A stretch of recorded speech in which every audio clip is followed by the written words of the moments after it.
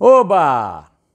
Mesmo sem a luz do sol, graças a Thomas Alva Edison, um americano que fez uma das invenções tecnológicas mais importantes da modernidade, que é a eletricidade, eu venho aqui falar para vocês deste domingo. Este domingo começou com minha estupefação, com a minha perplexidade, com a minha indignação sobre o Congresso, especificamente sobre o Senado da República e com seu presidente Davi Alcolumbre. Davi Alcolumbre é a fonte de uma das notícias mais estúpidas e safadas que eu já li na minha vida. É que o Senado estuda criar um recall para pôr em discussão, junto à população, o governo, a chefia do Executivo por Jair Bolsonaro. Vamos primeiro saber o que é recall. Recall é uma instituição de grandes democracias, como, por exemplo, a democracia americana, que são regidas no poder legislativo por voto distrital. Então, o voto distrital ele é circunscrito ao distrito, ou seja, à área, ao bairro ou à cidade, dependendo do tamanho, que é representado por um ocupante da chamada Casa dos Representantes, que é um equivalente nos Estados Unidos à Câmara dos Deputados. Esses representantes eleitos pelo povo do seu distrito, eles podem ser submetidos a recall quando esses eleitores dele querem, assim o desejam, e podem até perder o seu mandato se não atenderem aos planejamentos, aos programas, à política que esses seus eleitores querem ou queriam na época da eleição. Isso não tem nada a ver com o nosso sistema. Como é que é? Nós temos, primeiro, um sistema em que o presidente é eleito diretamente pelo eleitor. Quem tiver mais votos em 2 turnos leva e é, na verdade, o único mandatário da República que é escolhido assim. Não é isso que acontece lá nos Estados Unidos. Eu também sou a favor do voto distrital, eu gostaria que nós tivéssemos no Brasil, mas o presidente não tem nada com isso. Não existe essa história de recall para presidente e o presidente não é eleito de forma direta. É eleito por um colégio especial de eleitores de uma forma indireta que é usada desde os tempos da independência dos Estados Unidos. Não é o caso do Brasil. O Bolsonaro é presidente legítimo e até morrer, adoecer, ou ser deposto por um impeachment, como foi a Dilma, ou será. Ele foi eleito em 2 turnos, ele foi diplomado, porque a eleição dele foi legítima. Teve 57 milhões e mais de 700 mil votos. Não é o caso do senhor Davi Alcolumbre. O senhor Davi Alcolumbre, que é réu em 2 processos no Supremo, processos que foram engavetados na Justiça Eleitoral de seu estado, o Amapá, mas que o Ministério Público Eleitoral conseguiu ressuscitar e foram para o Supremo, e ele está com a espada de Damocles sobre o pescoço, pode cair a qualquer momento e decapitá-lo. Foi eleito numa jogada palaciana do senhor Onyx Lorenzoni, chefe da Casa Civil de Bolsonaro e militante do DEM, o partido do Rodrigo Maia, que o Lorenzoni também ajudou a se eleger presidente da Câmara, e de mais ninguém. O DEM é um partideco, é um partido de quinta. E Davi Alcolumbre não é inocente, ele tem a presunção da inocência, mas não é inocente. Mas a votação dele, comparada com a do Bolsonaro, é ridícula. Em 2014, ele foi eleito senador com 135 mil votos. Agora, em 2018, ele perdeu a eleição para o governo do Estado. Então, ele não vem legitimado por uma vitória majoritária. E foi eleito no Senado no processo eleitoral, que até hoje está em dúvida, porque ele mesmo se encarregou de enterrar a investigação na contagem fraudulenta dos votos que derrotaram Renan Calheiros, e o resultado foi comemorado por todos nós, porque todos nós achamos que ele seria um presidente melhor do que o Renan Calheiros. Tive até sede aqui. Não é. O Renan Calheiros, até por ser mais réu do que ele, talvez tivesse mais respeito pelo povo do que ele, pelos tempos que tem lá.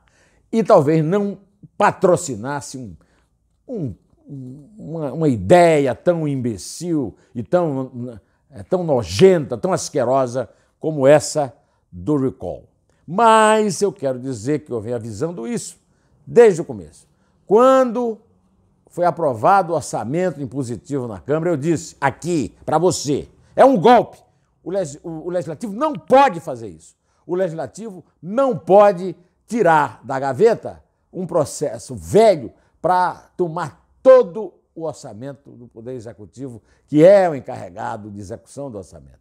Mas os deputados Eduardo Bolsonaro, que agora, segundo o pai, o presidente Jair, é um homem sério, porque se casou ontem, né, com uma festa familiar, foi ao microfone lá na Câmara para dizer que ele e o pai dele aprovavam, esse senhor mostrando que não sabe diferenciar a oposição de governo. Porque quando ele e o pai dele apoiavam o orçamento impositivo, os dois eram oposição. E, aliás, uma oposição muito pequenininha, porque eram massacrados pela imensa maioria de votos da Câmara. Então, o governo não pode apoiar o orçamento impositivo, simplesmente porque o governo é o grande derrotado, é o grande prejudicado. No entanto, já foi aprovado, agora não há mais nenhuma possibilidade de se mudar isso. Também eu aqui denunciei o golpe feito ali a sorrelfa pelo deputado do DEM, Rodrigo Maia, candidato do Lorenzoni à presidência da Câmara, de deixar caducar a medida provisória 870, que foi assinada pelo Bolsonaro assim que tomou posse, e que é o cumprimento de um compromisso do Bolsonaro como eleitor. Não é uma promessa de governo, não é uma plataforma. Foi algo que foi combinado com os cidadãos que o elegeram. Quem votou nele, votou nisso. E o presidente da UNAJUF, a União Nacional dos Juízes Federais, já disse que isso aí é inconstitucional. Fico muito aqui perplexo não ter uma assessoria jurídica no Palácio para que o presidente levasse isso para o Supremo. Por que não? Isso aí, a votação passou, não caducou a medida provisória na Câmara, ainda vai ser posta em votação no dia 3, terça-feira que vem, terça-feira da outra semana, né? Mas parece que esse perigo já passou. Mas nesse perigo aí passou também a transferência desejada pelos bandidos, pelos acusados, pelos condenados, pelos processados no parlamento, que queriam que fosse transferida para o COAF fosse transferido para o Ministério da Economia. Pois bem, ontem, antes das manifestações de hoje, um deputado baiano chamado Elmar Nascimento, e é líder porque é baiano, porque o dono do DEM não é o Onyx Lorenzoni, é o Antônio Carlos Magalhães Neto, prefeito de Salvador, que não teve peito para enfrentar o Rui Costa, candidato do PT, do Jacques Wagner, lá na Bahia, disse o seguinte: temos que ter o mínimo de estabilidade no país. Para fazer isso vai ser necessário ignorar o governo. Não tem outra saída.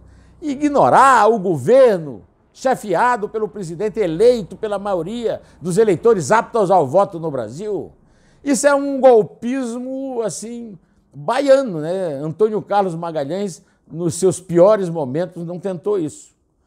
Pois bem, ele recebeu o apoio também de Paulinho da Força. Paulinho da Força, o presidente da Força Sindical, deputado federal, disse: Minha opinião é que a gente monte um programa aqui com trabalhadores, empresários, sociedade civil e a Câmara, vote o que interessa. Aí esquece o governo, faz de conta que o Bolsonaro não existe. Pois bem, Paulinho da Força é processado. Paulinho da Força está lutando contra a reforma trabalhista para ver se os sindicatos podem retomar a escravidão do trabalhador para pagar o seu sustento. Pois bem, tudo isso deve mudar essa semana, graças aos cidadãos que foram em 156 cidades, em 26 estados do Distrito Federal, às ruas para respaldar Bolsonaro.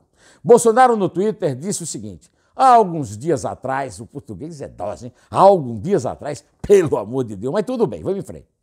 Fui claro ao dizer que quem estivesse pedindo o fechamento do Congresso ou STF, hoje estaria na manifestação errada. A população mostrou isso. Sua grande maioria foi às ruas com pautas legítimas e democráticas, mas há quem ainda insista em distorcer os fatos. O presidente escreveu isso às 16h48, de 26 de maio de 2019, e Moro também se pronunciou no Twitter dizendo: festa da democracia, povo manifestando-se em apoio ao presidente Bolsonaro, nova presidência e ao pacote anticrime, sem pautas autoritárias, povo na rua é democracia, com povo e Congresso avançaremos. Gratidão. Eu também falei isso aqui. Pode fazer bem, pode fazer mal? Não. Todos os coleguistas, essas manifestações terão soma zero, então prejudicarão o governo. Não é verdade, não prejudicaram. Eu acho que pode ser que depois se diga: olha, aquele negócio de recall era uma brincadeira, porque o povo foi para a rua. Não foi aquelas manifestações de 2013 e 2016, mas uma manifestação que ocupou 7 quarteirões na Paulista. Não é uma manifestação insignificante mesmo. Agora, o Bolsonaro precisa se cuidar. Ele precisa primeiro se livrar, em vez de ficar brigando com o povo, né, que eu digo com os outros, os que não concordam com ele devia cuidar lá da cozinha dele, com esse Fernando Bezerra de Coelho de líder do Senado no governo, e com esse Onyx Lorenzoni, patrono do Rodrigo Maia, que foi o principal vilão das manifestações nas ruas deste domingo, e com o senhor Onyx Lorenzoni, que é suspeito de Caixa 2 e que tem uma atuação muito suspeita em relação a todas as derrotas que o governo já sofreu no Congresso. É por aqui que eu vou ficando, direto ao assunto, em pé. E só a verdade nos salvará.